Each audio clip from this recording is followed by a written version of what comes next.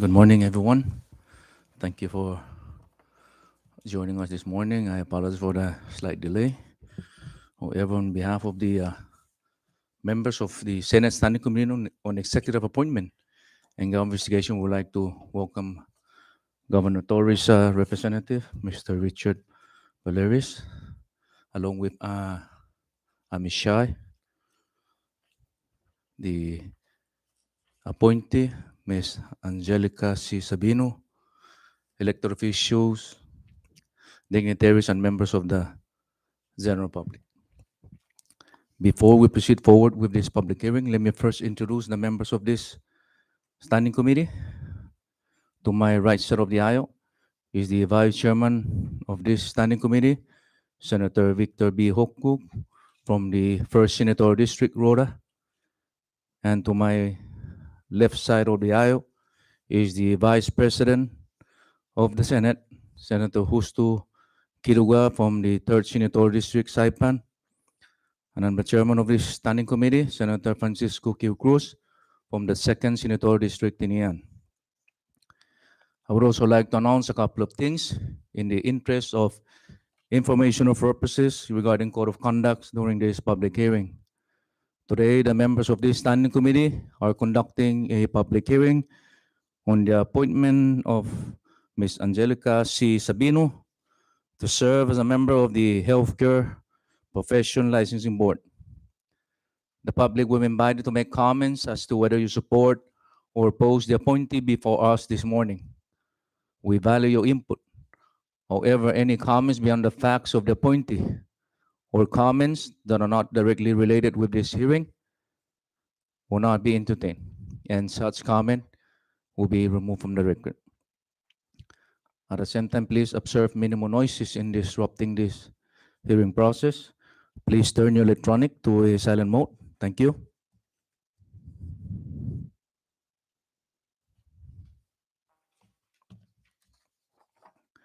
Let us now begin. This public hearing is now in session. Today is August 23rd, 2022 at approximately 10:17 in the morning here in the Senate Chamber, Capitol Hill, Saipan. This is a public hearing regarding the appointment of Ms. Angelica C. Sabino by Governor Ralph D. Longer Torres to serve as a member of the Healthcare Professions Licensing Board, pursuant to Public Law 15-105, as amended by Public Law 16-25. Mr. Macaronas will be our clerk for this hearing. Mr. Benjamin Terlai will be our Senate Sergeant at Arms, and Mr. Joe Bermudez will be our legal counsel, and will all serve accordingly for this public hearing. Clerk, can you please call the roll? Senator Francisco Q. Cruz. Here. Senator Victor B. Hockuk. Here. Senator Carl R. King Neighbors. Senator Justo S. Kitagua. Senator Vinny F. Sablon. Mr. Chairman, 3 members are present, 2 members are absent. Thank you, Clerk. With 3 members present, we have the necessary number to proceed with this public hearing. However, the floor leader of the Senate, Senator Vinny Sablon from the 3rd Senatorial District, is excused, as well as Senator Carl King Neighbors from the 2nd Senatorial District are also excused for this hearing. At this time, do I hear a motion to adopt our agenda? I so move, Mr. Chairman. There's a motion for the adoption of today's public hearing agenda and was seconded. All in favor of that motion, say aye. Aye. Opposed, say nay. Motion carries. At this time, I'd like to ask the Sergeant at Arms to please escort the governor's rep and the appointee into the chamber.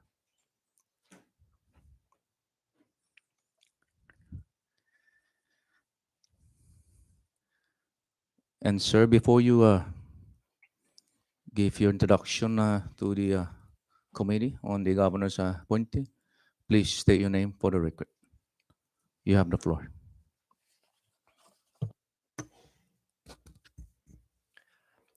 Buenas, Hafaday. Good morning, Chairman Cruz and the honorable members of this committee.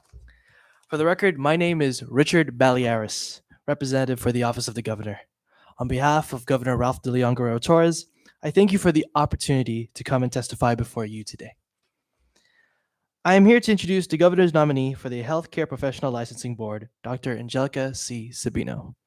Dr. Sabino is a respected professional holding certificates to practice dentistry in the states of Minnesota and Georgia, as well as the Commonwealth of the Northern Mariana Islands, and has served as the general dentist for Parnes Dentistry in Roswell, Georgia from 2004 to 2014, as well as the associate dentist for Dr. Michael Makuch from 2009 to 2015. She was also the associate dentist for Windy Hill Dentistry in 2015 in Smyrna, Georgia, and Imagix in Alpharetta, Georgia from 2015 to 2016. She then moved to Saipan as the chief dentist for the Commonwealth Healthcare Corporation in 2016, where she still serves that position in the present. Dr. Sabino is also a member of the American Association of States and Territorial Dental Directors since 2019 and was the vice president of the Pacific Basin Dental Association. Dr. Sabino has a Bachelor of Arts in Biology from the College of St. Catherine in St. Paul, Minnesota, graduated with a doctorate in dental surgery from the University of Minnesota School of Dentistry in Minneapolis, Minnesota, and is certified in basic life support and cardiopulmonary resuscitation in the dental practice. Governor Torres places his full trust and confidence in Dr. Sabino to serve in the Healthcare Professional Licensing Board. I know she stands ready to answer your questions and present her plans for the future.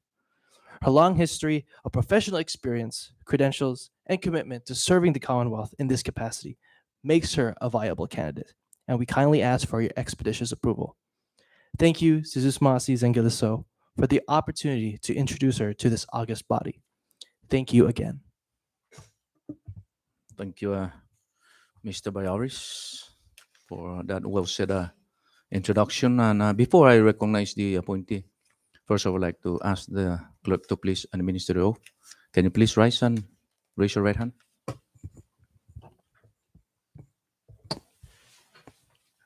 Dr. Angelica C. Sabino, you do solemnly swear under the penalty of perjury that the testimony you shall give in the matter at hand shall be the truth, the whole truth, and nothing but the truth. I do. Thank you. Thank you, clerk. Ms.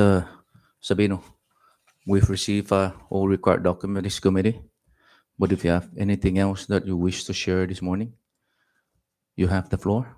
But before you proceed, please state your name for the record. Thank you. My name is Angelica Chutin Sabino, and I'm the chief dentist at the Commonwealth Healthcare Corporation.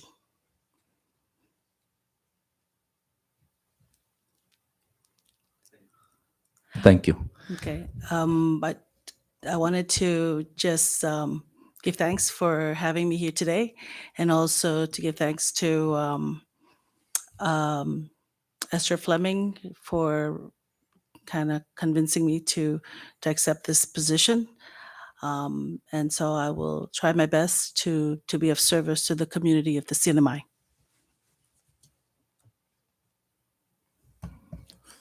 Thank you, ma'am. I appreciate that comment. Do you have anything else to share? Not that Okay, I'm aware of. thank you. And before I allow the members of the general public to deliver testimony, whether you're in support or not, first I would like to recognize those entities that are invited. And before I do that, I would like to, for the record, to recognize the chairman of this licensing board, Mr. Parker. Thank you for joining us this morning. At this time, I would like to acknowledge from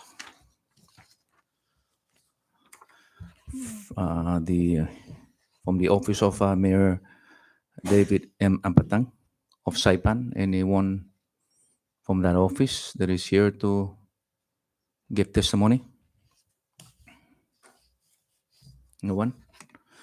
Let the record reflect that there's no one from that office. From the Honorable Mayor Vicente Santos from the Northern Island. Anyone from that office? No one? Let the record reflect that there's no one from that office of the Northern Islands Mayor's Office. From the 16th Saipan and Northern Island Municipal Council. Any representative from that office? No one? let the record reflect that there's no one from that office. The Executive Director of the Healthcare Professional Licensing Board, Ms. Esther S. Fleming.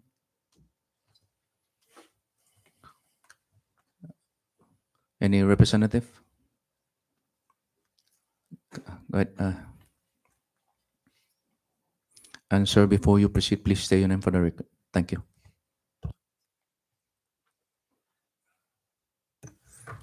Good morning to everybody. Thank you so much for allowing me to speak today. My name is Ted Parker. I am the chairman of the Healthcare Professions Licensing Board. I will be representing the board today as Ms. Fleming is off island on a family measure attending to her sick sister in California. I'm here to support Dr. Sabino's nomination to the Healthcare Professions Licensing Board. She actually graduated from Marianas High School, so she's been here for quite some time, even though most of her career has been spent in the States. She has a very, very excellent education from the University of Minnesota, and I believe that her capacity to assist us in our matters concerning the dental profession will actually be very, very good. So she has my full support for this nomination. Thank you, Mr. Parker. Anyone else from the Healthcare Professional Licensing Board office besides Mr. Parker? Anyone else in the gallery? No one else?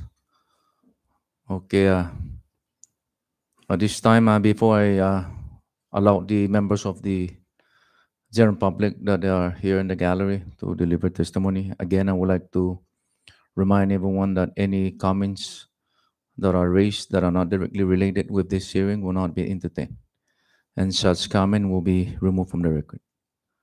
At this time, I would like to entertain public comment. Anyone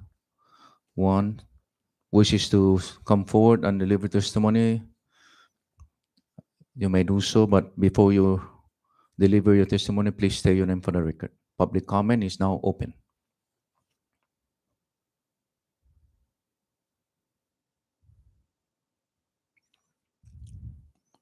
No one? At this time, no public comment. Public comment is now closed. At this time, I would like to recognize the members of this standing committee to raise questions or concern in regards to this morning's public hearing. At this time, from the 3rd Senatorial District, the island of Saipan, I recognize the Vice President of the Senate, Senator Justo Kiduga. Just Mossy, Mr. Chairman. And good morning, Ms. Sabino. I always feel good when I see one of our students that left and advanced their education and at the same time gain more experience from the States and then come back to serve our people. So I thank you for returning to the CNMI to help our people, especially in the area of dentistry at CSCC. I heard you earlier that said that you accepted the nomination because you want to extend your assistance to our community. And being a dentist, I think your time is fully occupied. And my simple question is, do you have additional time to attend meetings with the professional health licensing board? To be honest, that's the one thing that I was concerned when I spoke to Ms. Esther Fleming is the time, because I'm the only one at CACC right now. But time is something that you organize and you schedule and you fit everything that's important into that time schedule. Right now, that's how I manage even my clinics, even going to Rhoda and even going to Tinian. You make time for it, So there will be a time for the board meetings, yes. And she assured me that it's at least, I think, once a month or so. So that's something that I would have to fit into my busy schedule. So I'll make time for it, in other words, yeah. Okay, thank you. The Commonwealth underwent some challenging times after Typhoon Sodler, and then came Typhoon U2, and then the pandemic. If you are confirmed by the board or by the Senate, what's your plan in ensuring that during similar times, similar challenges, the board will have the mechanism to continue to make sure that the health professionals that are applying to be licensed here are thoroughly vetted, so that we will have the best that we can get to come over here. There are some issues, like, for example, in Guam, they're having issues where they bring in health professionals, and then later on they found out that such individuals have issues from the states that they came from, and then they have similar issues in Guam. So, do you have any plan to work with the board to have some kind of a structure within the licensing board, so you can, when a health professional applies to be licensed, you can automatically, the board can automatically look at the backgrounds, experiences, and the issues, if there's any, with this individual who is applying.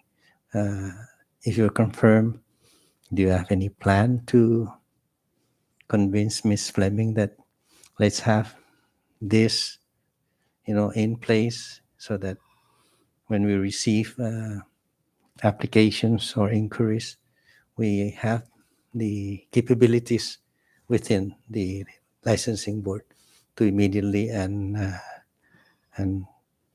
look into the background of the individuals applying to be licensed in the CNMI. I know that even in the States, they have that issue, getting people licensed health professional, and they're not able to uncover a lot of the stuff that goes against them. It's not a problem just on Guam. I think in my work experience with the board here in the CNMI, they are very they do due diligence and looking at the background, because I've had dentists that I had to get them licensed before they work for CHCC. So I think they're doing a good job in terms of that. Whether I can do anything extra, I'm not sure, because I don't know what they have as their foundation for now.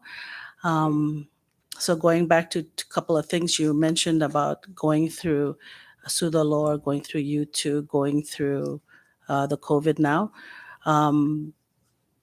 For me personally, I was here only from U2 forward, and we never in our clinic, we never stopped working. And I think that finding ways to work through a pandemic, to work through a disaster, is something that I'm familiar with. So I can bring that experience from what I do in my clinic to the licensing board. Okay, thank you.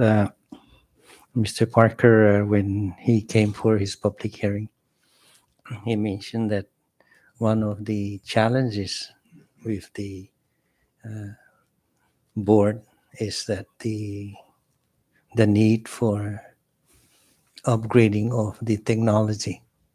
I hope that if you are confirmed, you work together with the rest of the board to see how Mrs. Fleming can work with the board to upgrade the the technology infrastructure so that, as I mentioned earlier, it'd be easier for the board to look into the application and be faster and be more effective. Because according to Mr. Parker, that it's currently it's like manual. You mail, you wait for the mail to come back. So if that can be done, upgrade the technology infrastructure within the office, I think that will really help the board effectively look into the applicants and expediently to provide the approval or disapproval of the application. And my last question, Mr. Chairman, is you are filling in the remaining Correct. term of Dr. Creed, and Dr. Creed's term is expiring January 19, 2023. So in a few months, your term will expire. Correct. And perhaps this is not a bad thing, Correct. but this will give you time to see if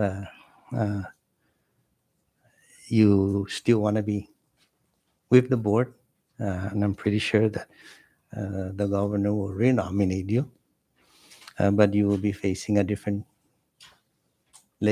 Senate members this coming January. So you're aware of that.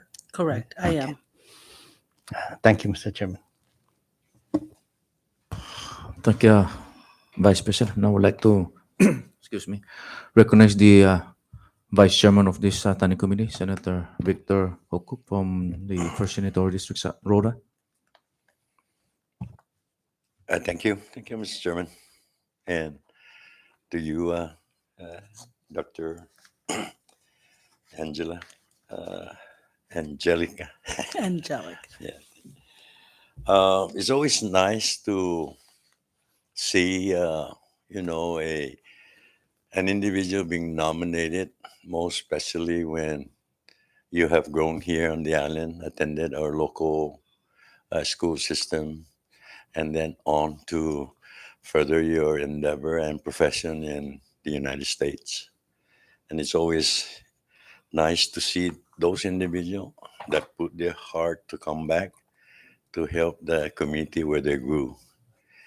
Not only that, it's always nice to see a family member follow the footstep of the elder family in the profession of dentistry, most needed also on the island.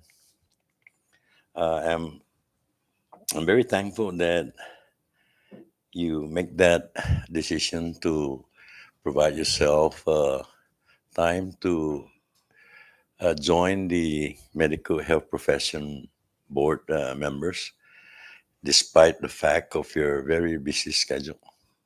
And that is very warming for me to see that you're really interested also to provide your professional assistance in providing a more smooth transition and organization of our board, our professional licensing board.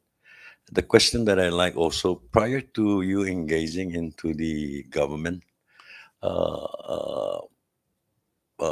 operation, you have your own private dental clinic before, right? I actually work as a contract dentist. So I don't own my own private. I go to other private clinics that need help and I work for them. Okay. So that way I don't have like overhead costs, and it goes based on where I want to go. So those clinics there, I worked for them for a long, long time as a private contractor. So you understand already the requirement of any business that would like to establish those kind of health service, that they need to run through the health professional licensing board for their approval. Correct. Okay, so that makes a lot more easier for you now to assist the other members of this professional licensing board to really screen applicants coming over. Uh, there are times that, you know, they have hired doctors from the U.S. mainland, and just not knowingly that the individual that they want to hire or they hired came to the island, and not even 2 3 months he decided to return because of the uh, housing that he was provided is not does not satisfy his expectation. And you know, the Commonwealth stand to lose a lot of things, you know, financially, and the time for his departure again, for the another applicant, search for another applicant to come and assist our healthcare system. No? And one of my real concern here, and I even asked the other board members, I believe that our medical healthcare and the governor's office is contemplating to once again open, you know, our liaison office in the Philippines. And and I don't really know how can the board, professional licensing board, make probably a discussion into looking into bringing health profession from the Philippines to the CNMI. I know that they have to be a U.S. certified license, no? Mhm. But my question that I have before me is, we allow our patient to leave the CNMI and get treated with those doctors, you know, to be to look into their healthcare that are not U.S.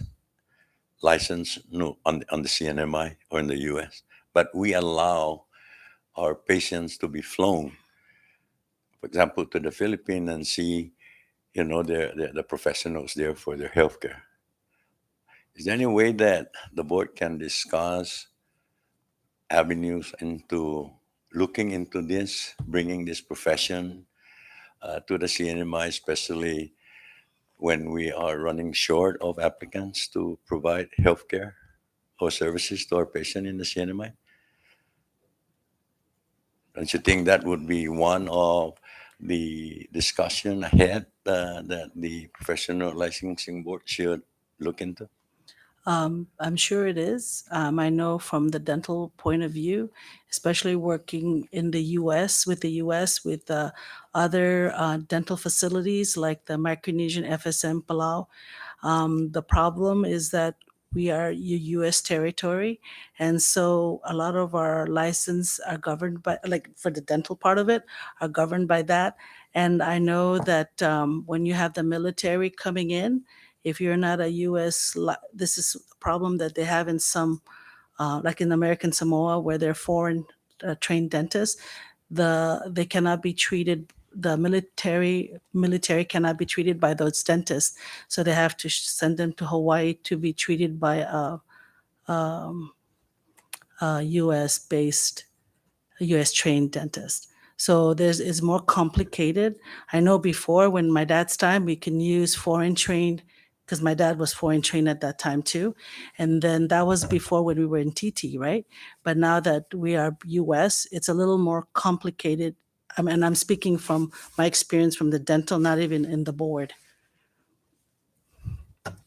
But don't you think, Dr. Sabino, that this would be one of the topic that maybe you and the other board, professional licensing board, can take into an account to be placed on the Sure. agenda and see how we Mhm. can work through it? Mhm. Uh, It'll definitely help us with our shortage of workforce, our health workforce, from the medical and the dental part. mhm. But it's very delicate because we're U.S. And so whatever we do, you have the Medicaid involvement, you have a lot of federal stuff involved in it. So we cannot just make changes without thinking of those things that will affect the decisions that we make. Okay, and the reason why I'm asking this because there are some hospitals in the Philippines that are accessible to our health insurance, like Aetna, and if this can be allowed, to have Aetna paid for the service they render. So those are the things that I'm a little bit interested to know if we can see how we can go around and bring shortfalls of healthcare services professionals to the island. And maybe that could be a one that I like to see the professional licensing board discuss and find a probable solution to see if we can make that happen as well. And see how we can assist also if there is a proposal or an idea of how we can make that happen.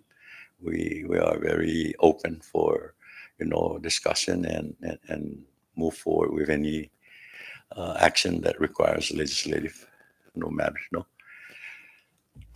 And I don't want to hold you too long with these questions, but I'm pretty sure that I want to extend also my appreciation for considering also most of your services to provide Rhoda and Tinian when it comes to dental service as well.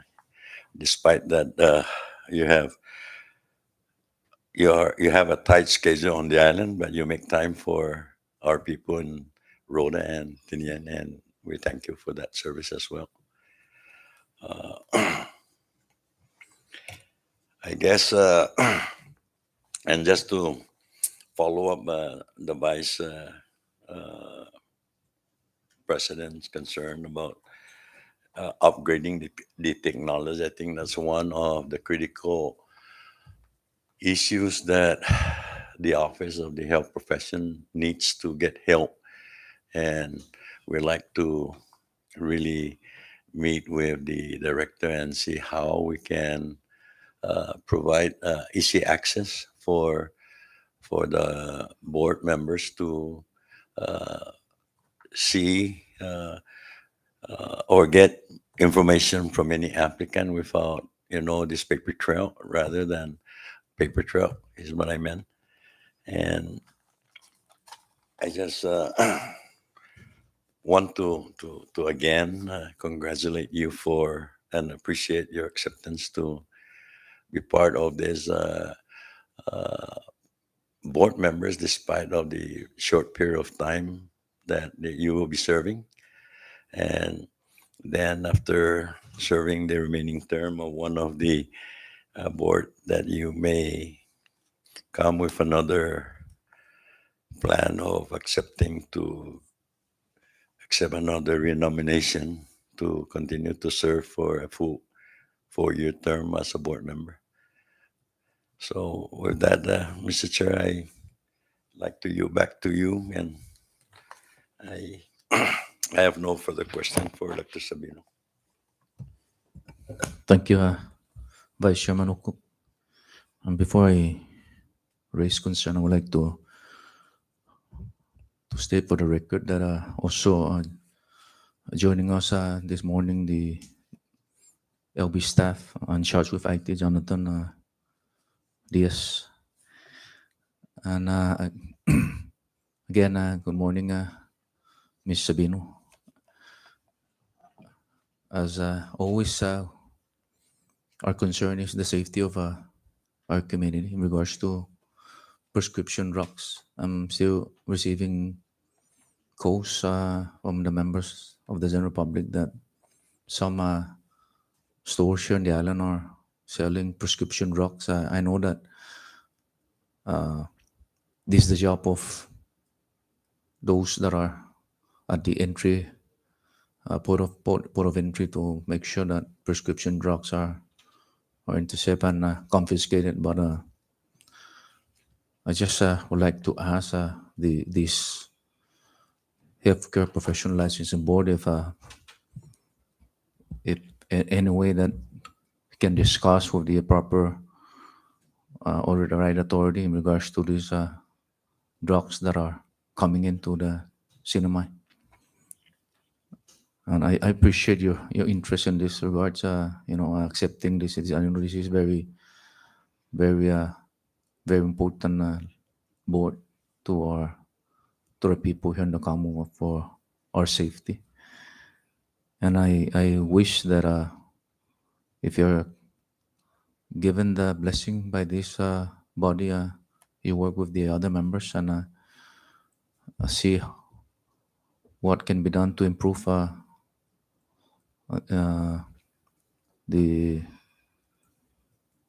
the health of the members of the general public in regards to, like I mentioned earlier, prescription drugs that are coming in. I know that it's going to affect them big time, and eventually the government, medical referral, and the cinema government will suffer the most by, when the person is already affected that severe, and we have to send them elsewhere to see a specialist for further evaluation or treatment. So I asked that I mentioned this in the previous public hearing on the same licensing appointee. I asked that, although it's not directly your responsibility, but I guess what I'm trying to say is, as one Commonwealth, we have to share one another to see how we can improve and protect the members of the general public. So again, I wish you luck, and I hope that the people of the Commonwealth can be of assistance by this by this licensing board for the best interest of those that are needed medical assistance from our institution. So if there's no one or no member at this time wish to raise question for the second round, I will go ahead and proceed with recognize Vice Chairman. Mr. Chair, maybe this is not a direct question to the appointee, but since Mr. Parker is here and being the chairman of the Professional Licensing Board, I just want to find out whether or not the referral board and Professional Licensing Board have been meeting or seeing each other to discuss agendas of these patients, or if that can provide that answers to that question.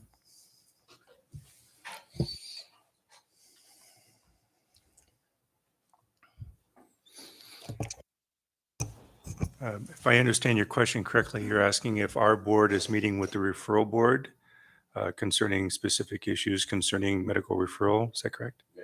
Yeah, to my knowledge, no one has requested a meeting with us about that. And I don't know if that's something that we have to initiate to request a meeting with them, or they need to initiate a meeting with us. That's like a. But I believe one entity must first initiate any move for a meeting. I really want to see the collaboration of this entity as well